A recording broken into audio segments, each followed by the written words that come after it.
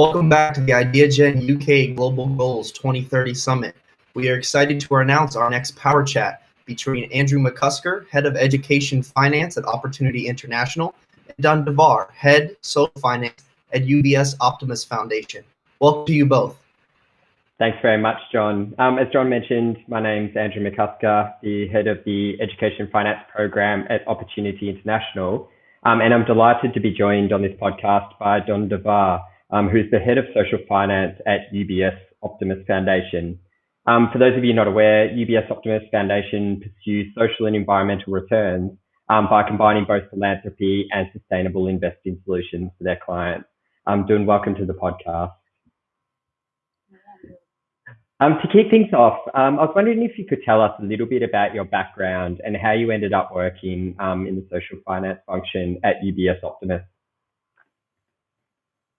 Sure. So before I started working here, I was mainly focused on grassroots program implementation, particularly monitoring and evaluation or impact measurement. I worked at a number of nonprofits, particularly in the areas of healthcare, education, microfinance, all the while looking at how can we improve program delivery to deliver stronger results. For example, I ran a nonprofit in India where we worked in publicly tested urban plans with very poor human development indicators, life expectancy, for example, was as low as 39 years, low literacy levels, high maternal mortality, etc. Those experiences really confirmed my dedication to unpacking the issue of how do we as a community, civil society, government, philanthropists, or business leaders really help to drive global development goals and with a sense of urgency. So I was keen to look at changing tracks after about a decade of implementation to enter the funder world, mainly to really influence how funding is applied. And so here I am at the US Optimus Foundation, which is really focused on just that, looking at how do we bring more and better funding to development programs, and that's the particular focus of our work. Yeah, that's really interesting. You mentioned a little bit about the different types of funding that you guys work with. What's the reaction of the bank's private clients to the concept of social finance? Are you seeing an increased willingness of them to invest in social investment options? Yes, we are. So across the bank, we're seeing huge interest. We see clients that are starting to look at greater impact across their investments, and that's both investments that are done through the bank as well as their philanthropy, which is the domain of Optimus Foundation. In fact, the build out of our social finance team and our work in this area has been a direct result of that interest. It attracts a new kind of client or philanthropist, one that might not be necessarily interested in traditional grants. And we think a new type of money as well, a money that might not have come through for a traditional philanthropic program.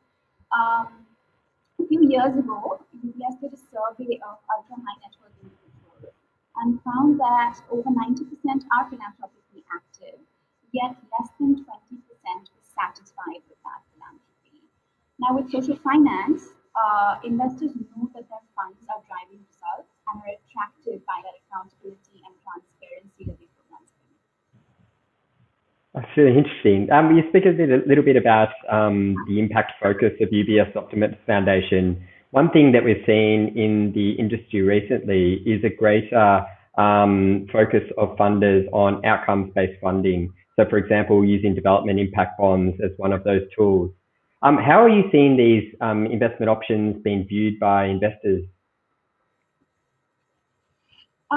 So we're seeing positive interest, and you're right, the number of impact bonds has increased over the years. There are a number of impact bonds that have been launched, many in development as well. The investors have mainly been social investors, while mainstream investors have shied away so far, and that's for a number of reasons, right? Small ticket sizes, different competencies required to assess this particular kind of investment, as well as perceived and real risks. What does interest these investors, though, is that they can invest in impactful programs that are mostly uncorrelated to financial market returns. So, as the track record of impact bonds grows, so does the trust of these investors. And also importantly, the trust of other partners as to the intentions of these investors. So, I would say there is interest, but still some barriers to get mainstream investors on board. Yeah. And so, for example, to address this, one of the things that we are working on at the foundation is an impact bond fund to pool together investor funding and invest in a portfolio of impact bonds. Yeah, I'm very familiar with that work and really excited about some of their initiatives. It looks like they're going to get their first projects over the line this year, which is pretty exciting, I think, for our industry as a whole. Speaking of our industry as a whole, there's often many calls for financial support for a wide variety of causes and in a wide variety of regions. How do you guys at UBS Optimist choose your programmatic focus and the geographies that you work in? Right. So the foundation is focused on improving the lives of children and youth globally, and the thematic areas that we look at are healthcare, education, and protection. Now we've recently added on environment and are building that area out. In terms of geographies, where our programming is mainly in developing countries, and our selection is basically looking at where can our funding be most catalytic. So to make these decisions, we typically leverage learning from our wide network of partners that guides our selection of these thematic locations or any new initiatives. So if we look at, say, our community health work, we've built long-term partnerships over the years with a number of organizations over several countries. So, for example, Last Mile Health in Nigeria or Integrate Health in Kenya, Living Goods in Uganda. We're now building on this work and to take it to the next level, looking at the framing of community health outcomes fund that will go across Africa and possibly globally. So it's really through leveraging synergies and building on partnership and learning through our current work that we decide new thematics or new areas that we want to focus on. Got it. That's interesting. I'm delighted to hear that education's in the mix and still remains very prominent in your work. You'll be aware that progress on some of the sustainable development goals has been a little slow across a range of areas, but in particular, the one that I'm working in specifically in SDG 4 and education. In your view, what's the best thing that we as an industry can be doing right now to improve equal access to education? So, to improve access to equal education, I think we must continue to focus on access but also quality of education.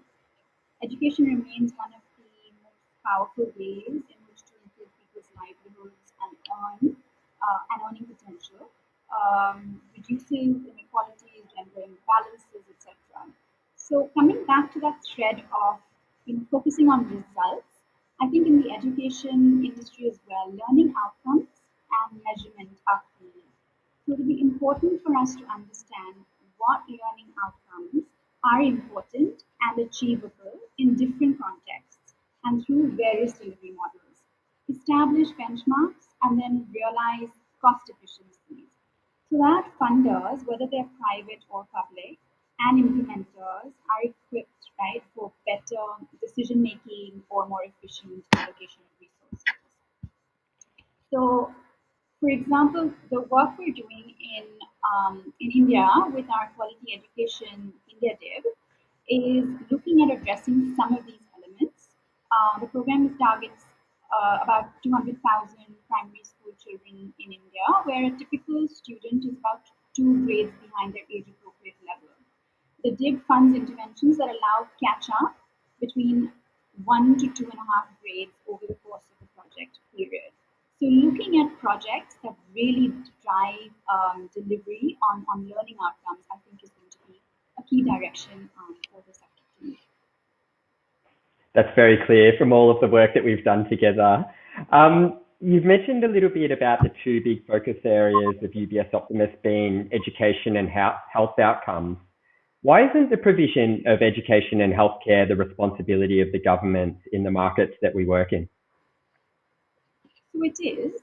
The government does have primary responsibility, and particularly to frame policy or provide direction in education, healthcare, etc.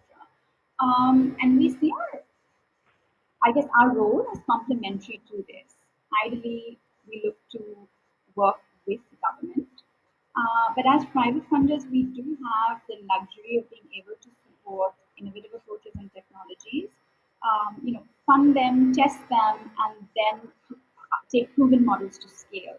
And that's a flexibility that governments don't always have. So the idea really is for private funders, nonprofits, to test ideas and approaches and take them to scale then with government. I think it's very complementary. Yeah, I think I agree with you. Let's take a step back a little bit and talk about how you ended up at UBS Optimus. It sounds like you've had some pretty interesting roles throughout your career as a bit of a pioneer in this social finance space. What advice would you give people that are looking to break into this pretty competitive industry? That's a good question. I guess so. Social finance really sits at the intersection of a number of sectors and borrows principles from all of these. So I think learning about the sectors is important: philanthropy, development, impact investing, blended finance, and then building strong expertise in one of the areas. So either finance or development. So for example, someone looking to break into the sector could study international development, but then also do a course in corporate finance or get a CFA. Spend some time in investment banking working as an analyst. I think most importantly, I would say uh, don't shy away from getting your hands dirty, especially early on in your career. It really is some of the unglamorous grunt work that can provide a very strong foundation. So roll up your sleeves. Yeah, I totally agree that it's really important in this industry to get your hands dirty. It probably doesn't matter at what level of role you're working in. You spoke a little bit about the two types of capital that UBS is looking to attract into this sector. Is there a tension of working with both social finance and philanthropy at a for-profit institution like UBS? So the Optimus Foundation is actually an independent registered trust foundation. Our expenses are covered by UBS, but in essence, we're a nonprofit. And so, for example, with our social finance work, the capital that we recover or potential returns that we might earn get plowed back into further development programs. But that said, to address your question on tensions, I'd say not at all. In fact, as a financial services firm, client focus is key. And as I described, there is growing interest amongst clients in social impact. So the synergies are good. I totally agree with you. And then final question for you. What organisations are you seeing out there that are doing some really innovative work that you think could make a meaningful impact on helping us to achieve the Sustainable Development Goals? There are many.